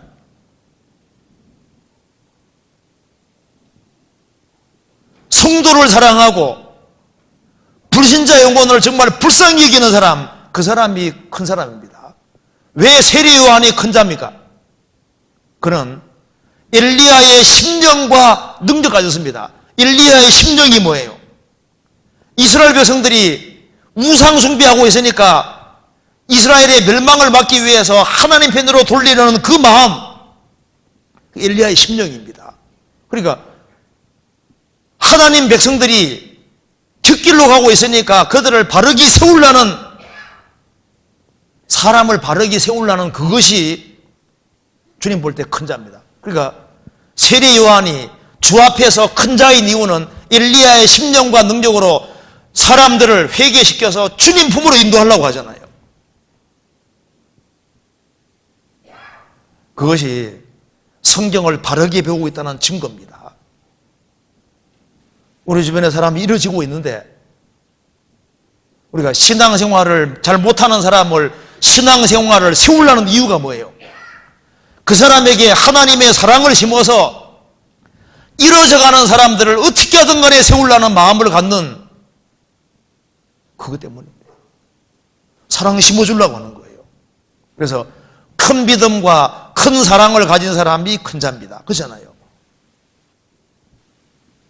그래서 이제 우리가 이제 주님께서 명령하신, 주님께서 다락방교훈에서 알려준 것 중에 하나가 내가 너희를 사랑한 것 같이 너희도 서로 사랑하라.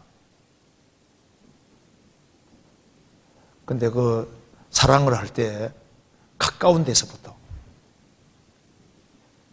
큰 사랑 말고 가까운 데서부터, 그래서 이 말만 조심해도, 우리가 형제자매들 속에서 또 가정생활 속에서 말만 조심해도 그 사랑을 어떻게 표현할까요? 따뜻한 말 한마디, 그것도 사랑의 표현이 되는 겁니다. 그 친절한 말 한마디가 사람 마음을 바꿀 수 있는 겁니다. 그래서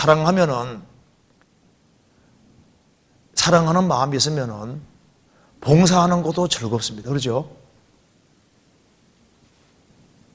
속에 사랑하는 마음이 있으면은 봉사하는 것이 즐거운 것이 맞아요. 야곱은 라헬을 사랑하는 거로 7년을 수일같이 여겼더라. 사랑하는 마음이 있으면은 봉사하는 게 즐겁고, 사랑하면은 희생하는 것도 즐겁습니다. 사랑하는 사람은 용감해지는 것이 맞아요. 사랑은 사람을 용감하게 만드는 힘이 있습니다.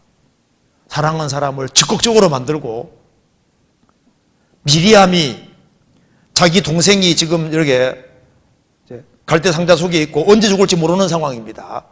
눈 안 떼고 보고 있잖아요. 공주가 그걸 발견했을 때 공주에게 용감히 가서 유모 불러올까 해서 자기 어머니 모시고 오는 거 봐요. 그 조그만한 미리암이 자기 동생 사랑하는 마음이 있기 때문에 용감하게 말을 걸고 용감하게 말해서 어머니하고 기어코 연결시키는 거 봐요. 사랑하는 사람을 적극적으로 용감하게 만듭니다. 그래서 사랑이 있으면은 그 사람은 많은 일을 할 수 있는 것이 맞는 거예요. 구원받은 사람이 정말 서로 사랑한다면은 실제로 많은 일을 합니다. 그리고 만일 우리 마음속에 주님의 사랑이 정말 있고 애끓는 사랑이 있다면은, 그러면은 우리 통해서 정말 주님께서 많은 일을 할 수 있을 겁니다. 그래서 사랑이 있으면은 가정이 섭니다. 사랑이 있으면은 성도가 서게 되고, 사랑이 있으면 교회가 서고, 사랑이 있으면은 교회가 전도가 되는 것이 맞더라니까요. 제가 지역교회 다녀보면서도 서로 사랑하는 교회는 참 주님이 구원받을 만한 사람을 연결시켜 주세요. 틀림없습니다. 어쩌면 그렇게 골라서도 참 데려오기 어려운데요, 구원받을 만한 사람을 주님이 딱 연결시켜 놓는 거예요. 그 열매가 딱 되도록 교회에 딱 붙여주시고, 그래서 어느 때나 하나님을 본 사람이 없지만은 우리가 서로 사랑하면 하나님이 우리 가운데 거하시고, 우리 안에 거하시면 주님이 일하시는 겁니다. 그리고 그래서 이제 다락방 교훈 중에 서로 사랑하라는 교훈이 있고, 너희가 서로 사랑하면 사람들이 너희가 내 제자인 줄 안다는 말은 구원될 걸 말씀하는 겁니다. 그리고 다락방 교훈 중에 주님께서 말씀하시기를 너희는 내가 일러준 말로 이미 깨끗하였으니 내 안에 거하라. 그것도 다락방의 교훈입니다. 나도 너희 안에 거하리라. 너희들이 구원받은 게 확실하냐? 그러면은 내 안에 거하라. 포도나무 가지로 주 안에 거하라고 말씀하신 겁니다. 그리고 너희가 내 안에 거하고 내 말이 너희 안에 거하면 무엇이든지 원하는 대로 구하라. 그리하면 이루리라. 그것도 다락방 교훈인 겁니다. 그리고 다락방 교훈 속에 내가 잠시 후에 너희에게 성령을 보내주시겠다. 이 모든 것이 어떻게 가능하게 되냐 하면은 결국은 성령이 오셔서 가능한 겁니다. 성령이 오셔야만 다락방 교훈을 실천할 수 있게 되는 겁니다. 그리고 다락방 교훈에서 주님께서 결국은 알려주신 것이 뭐냐 하면은 진리 안에서 너희가 서로 하나가 되라고 말씀하신 겁니다. 서로 하나가 되면은 그러면은 저절로 전도가 이루어질 것을 말씀하시면서 주님께서 다락방 교훈의 핵심이 서로 사랑하라는 계명이고 결국은 서로 사랑하면서 하나가 되라는 교훈인 겁니다. 그렇게 하면은 그로 말미암아 많은 사람들이 구원될 것을 말씀하신 겁니다. 그래서 이제 마지막으로 하나 생각해 볼 것은 이 마가의 아버지가 다락방을 예수님에게 내어드렸잖아요. 여기 이제 중요한 뜻이 들어있는 겁니다. 자, 마가가 다락방을 내줬는데 이것이 얼마나 큰 일인지를 몰랐잖아요. 그렇죠? 다락방에서 예수님 12제자들이 모이고 다락방에서 예수님 죽으시고 부활하신 이후에 예수님 제자들이 또 거기에서 모였습니다. 교회가 시작된 것이 바로 다락방인 거예요. 성경에서 봅시다. 사도행전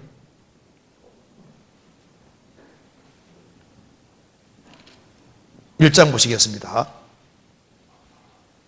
사도행전 1장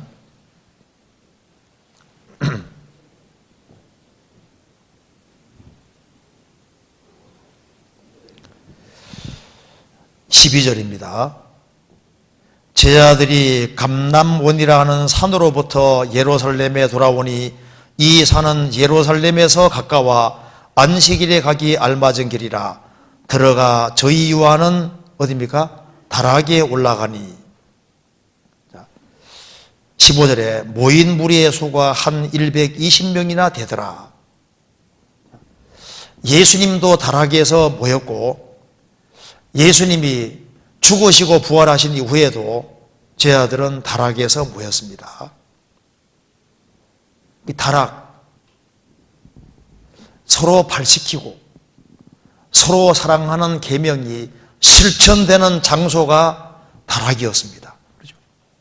그리고 사도행전 20장에서 바울 사도가 모일 때도 다락에서 모였던 겁니다. 옛날에 무슨 교회당이 있었던 것이 아니잖아요. 다락. 사도행전 20장 봅시다. 20장 7절.